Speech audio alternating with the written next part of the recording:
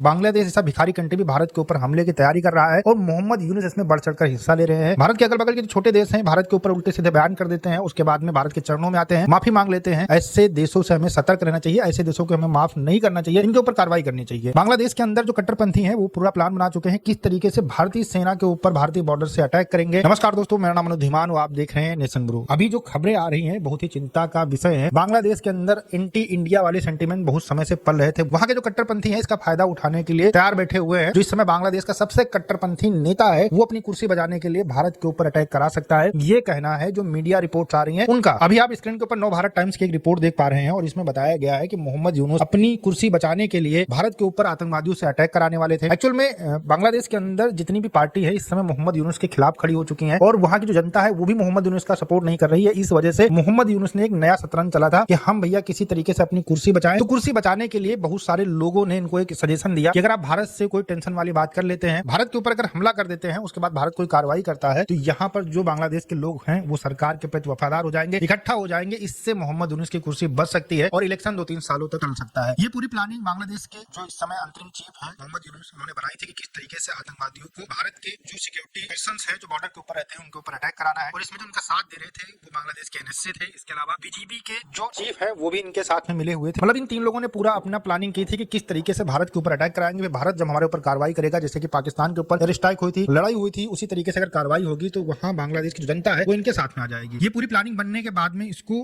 करना था, लेकिन यहाँ पर जो आर्मी चीफ है बांग्लादेश के वो यहाँ पर आ जाते हैं और वो आदेश करते हैं कि कोई भी इस प्रकार की घटना नहीं होगी, क्योंकि अगर इस तरीके की चीजें हुई, भारत के ऊपर आतंकवादी हमला हुआ तो भारत जो हमारे ऊपर एक्शन करेगा वो हम लोग बर्दाश्त नहीं कर पाएंगे और इससे बहुत ज्यादा दिक्कत होगी। भारत का जो रिएक्शन होगा बहुत तगड़ा रिएक्शन होगा और उससे जो है बांग्लादेश की जो सेना है उसको सबसे ज्यादा नुकसान होगा और बांग्लादेश की सेना ही वहां पर मरेगी। ये सब कुछ जो है जो आर्मी चीफ थे बांग्लादेश के उन्होंने बोला और एक डांट भी लगाई बीजीबी चीफ को कि आप इस तरीके से कैसे कर सकते हैं, अग्रेशन कैसे भारत के खिलाफ दिखा सकते हैं जब बॉर्डर के ऊपर फेंसिंग का काम चल रहा है और वहां पर सब कुछ अच्छे तरीके से चल रहा है, तो आप आतंकवादियों को भेजकर वहां पर कैसे अटैक करा सकते हैं। और इसी वजह से पूरा प्लान फेल होता नजर आ रहा है। अच्छा, आप कह रहे होंगे भैया नव भारत टाइम्स है, भारत का मीडिया तो कुछ भी लिख देता है, इसको हम कैसे मान ले। मैं आपको एक रिपोर्ट दिखाता हूं जो बांग्लादेश का सबसे बड़ा अखबार है ढाका ट्रिब्यून, इसकी आप एक रिपोर्ट देखिए। इस रिपोर्ट के अंदर बांग्लादेश के पूर्व आर्मी चीफ अबुल करीम बुयान का भी बयान है, जिसमें वो कहते हैं कि जितने भी परिवार है बांग्लादेश के अंदर उसमें जो यूथ है सबको जो है सेना की ट्रेनिंग देनी चाहिए, जिससे जब भारत का अग्रेशन हो, भारत के खिलाफ लड़ना हो तो हर एक घर से एक यूथ आना चाहिए। आप इस लेवल तक जाकर बांग्लादेश सोच रहा है और इस पूरी रिपोर्ट के अंदर बताया गया है किस तरीके से नॉर्थ ईस्ट को बांग्लादेश काउंटर कर सकता है, कमजोर कड़ी है नॉर्थ ईस्ट उसके ऊपर कब्जा कर सकता है बांग्लादेश, और किस तरीके से बताया गया कि जो भारत का डोमिनेंस है उसको खत्म किया जा सकता है चाइना और पाकिस्तान के साथ मिलकर। तो ये हवाई वाली बातें नहीं है, बांग्लादेश का मीडिया भी यही बोल रहा है और बांग्लादेश के लोग भी चाहते हैं इस समय कि किसी तरीके से भारत के साथ में कोई लड़ाई हो तो भारत को नुकसान पहुंचा सके। अच्छा, एक बात देखिए कि 1971 के अंदर यही एक देश था जिसको भारत ने आजाद कराया था, लेकिन आज हालात ऐसे हो चुके हैं कि वही देश भारत के ऊपर अटैक करने की तैयारी कर रहा है। मोहम्मद यूनुस को इसलिए अंतरिम चीफ बनाया गया था कि वो बांग्लादेश का कुछ भला कर सके, लेकिन बांग्लादेश का भला करने की जगह बांग्लादेश का नुकसान करने की बात इस समय बांग्लादेश के अंदर की जा रही है और उनके जो कट्टरपंथी हैं वो कर रहे हैं। अपनी कुर्सी बचाने के लिए बांग्लादेश को आग के गोले में झोंकने का काम किया जा रहा है और वहां के जो जर्नलिस्ट हैं, वहां के जो टीवी एंकर है, वहां की जो जनता है इस समय भारत के खिलाफ नफरत से भरी हुई है और किसी तरीके से ये प्लान कर रहे हैं कि हम भारत के ऊपर किस तरीके से अटैक करें, भारत को हम किस तरीके से नुकसान पहुंचा सकते हैं। ये सब कुछ करने के लिए इस समय पूरा माहौल बांग्लादेश के अंदर बनाया जा रहा है। भारत को यहाँ पर सतर्क हो जाना चाहिए। चाइना के कदमों में जाकर इस समय बांग्लादेश गिर चुका है। जब अमेरिका से उसको लात मारी गई, कुछ पैसा नहीं दिया गया तो चाइना के पास में झोली फैलाकर पहुंचे हैं, वैसे पाकिस्तान का साथ इनको मिल चुका है। तो जाहिर सी बात है भैया कटोरा इनके भी हाथ में आ चुका है। अभी पूरी दुनिया के अंदर जाएंगे और दुनिया भर के अंदर कटोरा लेकर भीख मांगेंगे। वीडियो कैसा लगा मुझे कमेंट सेक्शन में जरूर बताइएगा। मिलते हैं नए वीडियो के साथ। नमस्कार, धन्यवाद, जय हिंद, जय भारत।